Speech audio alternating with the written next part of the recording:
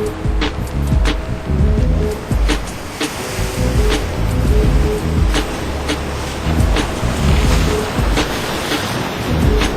here with DADA of his new album, Vintage Material. And one of the first tracks on the album, which you happen to be my favorite, it's called I Just Begun. I want you to expound to your fans and soon would-be fans that know you, those that know you and those that will soon be knowing you. I Just Begun. How did you come up with the track and the headbanging music? 'Cause I love it. Thank you, man. The actual track, it was first and foremost, the song came about. I had just finished my first album, the Starving Artist album. Okay. And I was fresh off that high of creating and writing, and I was just on a roll. And so I wanted that to be the first thing to be heard after the first album, just let it be known. I just begun. I still got more material. I still got more, production. There's more part of me that I wanted to expose that hadn't been shown on the first album. Right. So the production part came about because I wanted to do something a little bit more upbeat. The first album was kind of like in the mind of an artist. So, it wasn't so much, if you wasn't an artist, you might not be able to get into that album, perhaps. Right. Versus where, now, the Vintage Material album, I Just Begun, was more or less upbeat, had a little bit more up-tempo to it, and it was not as serious, you know what I'm saying? It was really just, kind of on the party vibe a little bit, but not too much, Right, Yeah. right. You just seen the maturity switch of love.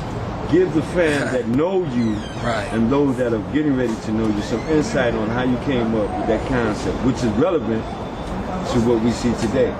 Yeah, definitely wanted to show some depth in as far as concepts.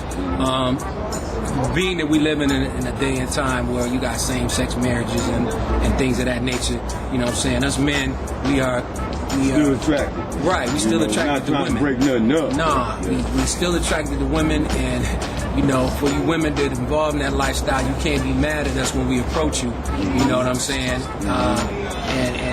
And trying to get to know you, and for us men, we gotta accept the fact that sometimes, you might approach a woman or might be attracted to a woman that's in love with another woman, or maybe even married to another woman.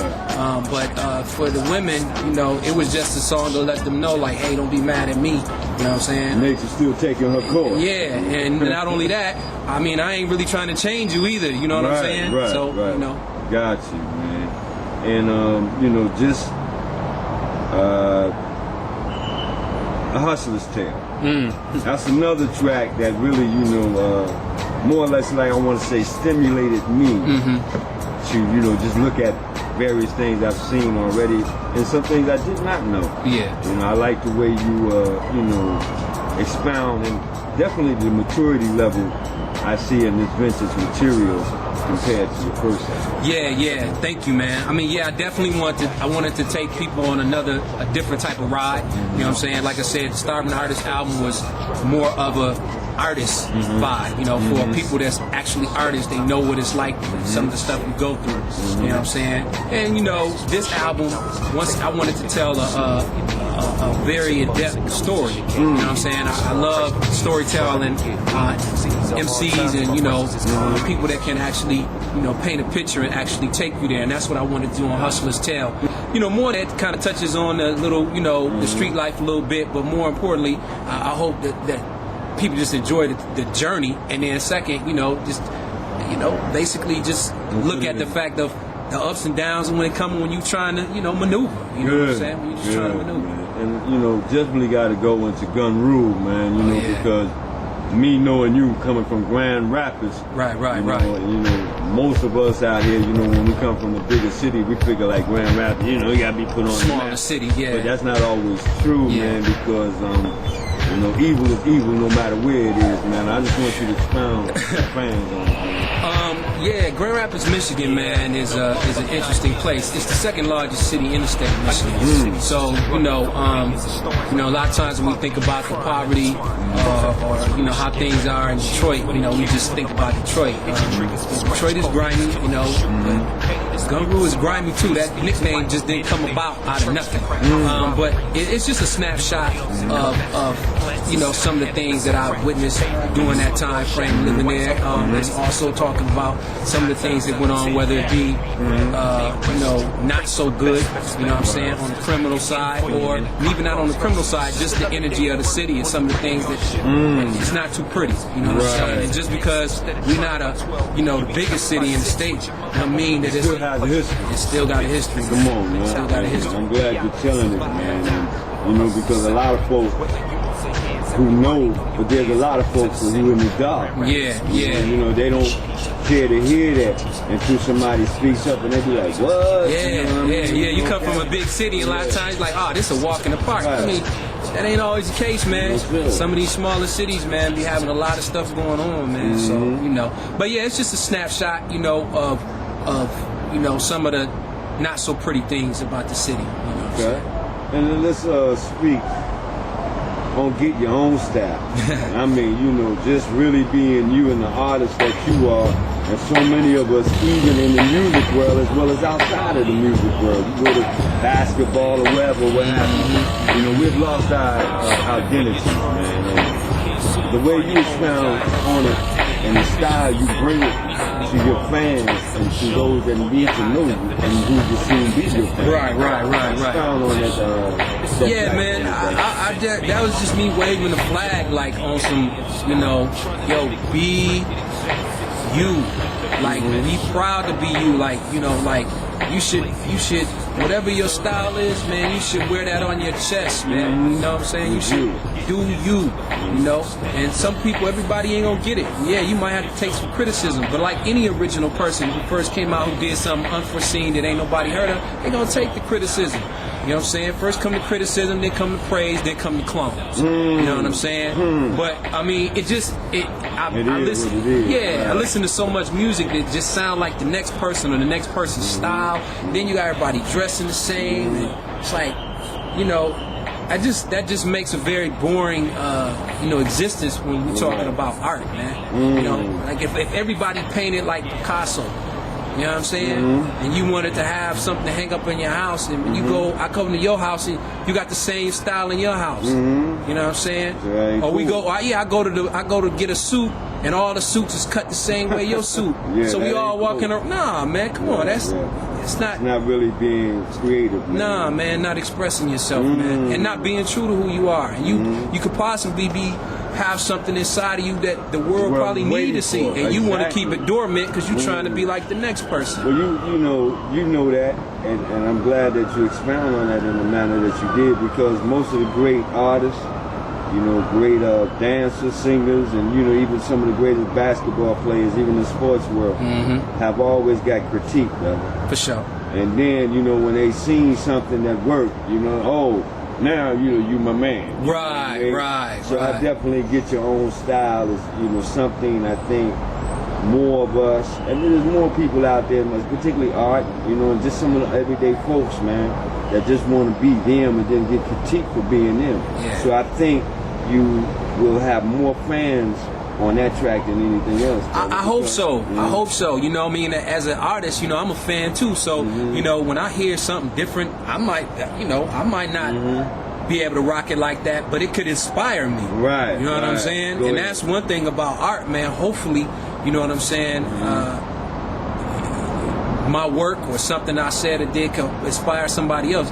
Not to do it like me, but just do you, and you could probably inspire me or inspire somebody else, man. You know, that's great, man. It's also education. That's very educational. Yeah, man. Especially the young folks, man. You know, a lot of times when you young, man, you dealing with identity crisis. Especially if you're a teenager, you're not quite grown, you ain't a baby no more. Right, we trapped, man. Right, and you know when you got the TV on or all the time, and you looking like, oh, that's what success look like, or that's what cool look like, or that's what this and that look like. You find yourself living vicariously through, you know, somebody else, the people, man. That's real talk, man. And last but not least, man, paper, brother. You know, we all need it. We all got that habit. Sir. So I mean, you know, expounding on it and coming from a whole different point now. Yeah. You know, like I said, we as the fans that seen you on the first one, the Starving Artist. Now this vintage material, you dropping it, brother.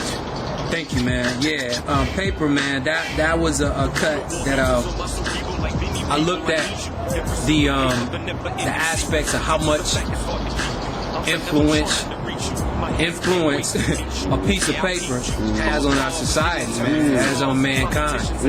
So I wrote it from a perspective as an individual or a character, if you will. Right. And, you know, actually talking to the character about how it affects us, how it makes us behave, how it affects our decision making and our choices, whether good, bad, or whatever.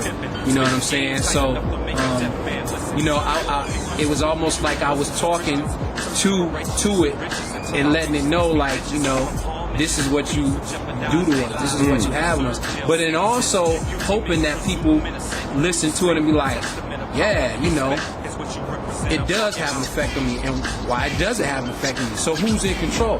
You know what I'm saying? Is the money the master, or is the man the master? You know the saying, you know, man make the money, money never make the man. Right. But, you know, a lot of times we see that reverse. We see that different. So, Right. you know. It does. Yeah. You know, and I'm glad you expound on that. And like I said, you know, the album itself, man, The Hustler's Tale, Switch of Love, Get Your Own Style, Paper, I Just Begun, and Gun Rule, brother. You know, this is a side of you that I think not only your fans will appreciate, but those that are just on the level of you will appreciate too. And I believe that it will show us that know you and those who do not know you something different. Well, I hope so. Thank you. I appreciate that. You know what I'm saying? I hope so. You know, I like creating. I like being creative. And, you know, anybody that appreciate anything I do, or, you know, like to listen to anything I do is greatly appreciated. You know what I'm saying? When could the fans and those that are interested in your music, where could we go to purchase this at, Doc? The Vintage Material EP is available at iMovementIncorporated.com. That's iMovement, INC.com. Yeah, you can purchase it online there. Question, I'm not gonna let too much out the box, but where are you going, you know, after Vintage Material? I know I see the maturity coming, and I'm just asking you as a, you know, a fan, you know, a friend, a brother, you know, where you taking us? Because you took us somewhere that, to those that know you, gonna be like, wow, brother. Yeah. Wow. The next joint I'm working on, man, is definitely going to be very mature. Very mature, you know what I'm saying? Even in the sound. You know what I'm saying? The sound is going to definitely be mature. You might hear more, which might sound more of an R&B-ish sound. I mean, I'm going to have my hip-hop grimy stuff in there, too. But the example of that is the first song that's going to be off that is called Tonight It Can Be, which is a very, very grown and sexy joint for folks. So we see you maturing out yeah, here. I'm gonna throw in a sports cut on this one, you know what I'm saying? You know, because rap have about 4 or 5 different generations now. Yeah, man, you know what I'm saying? That's good. Yeah. You know, so we love you, man. We have much continued success. Thank you, sir. And, you know, I'm a fan for life, but I also know this vintage material is going to open you up in ways that will really blow your mind. Brother. All right, brother. Well, I appreciate you, man. And I thank you. All right, peace. Peace.